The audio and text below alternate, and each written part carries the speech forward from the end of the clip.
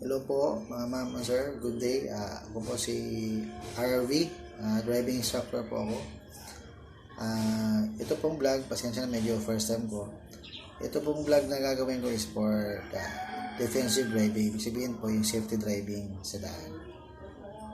So, una pong gagawin natin pag nagmamaneho tayo, syempre, yung self natin, sarili natin. Ibig sabihin po, yung health po natin, kung fit po ba tayo mag-drive or nasa condition po tayo, ibig sabihin.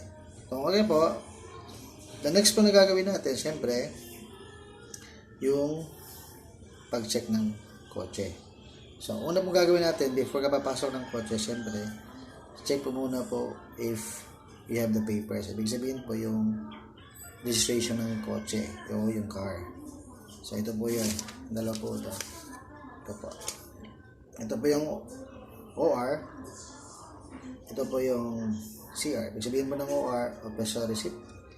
Ito naman ang Certification of Registration o CR. Ito po, original po ito, pero pwede po ipa-xerox o yung xerox copy lang gagamitin natin o dadalhin natin sa kotse para at least may kopya tayo.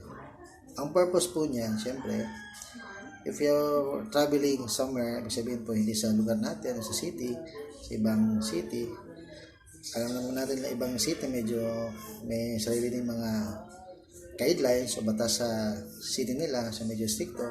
So at least meron tayong pakita. Alam po. Tapos po, yung kotse. So bago po tayo papasok ng kotse, ang i-check po natin dyan, syempre, una yung sa labas. So, ibig sabihin po yung gulong o yung tires. Ibig sabihin po, check mo natin kung okay lahat. So, pag okay lahat po, okay ang hangin, kulang, syempre, tagayin natin kung may butas o flat shock, syempre, vulcanize natin o pa-check natin po. Okay po. Tapos, yung sinasabi nila po lagi na narinig nyo sa iba, check natin yung blue bag heads. So, yung blue bag, ano ibig sabihin ng blue bag? Brake, light, oil, water, air. Ano sabi? Ulang kiamat eh.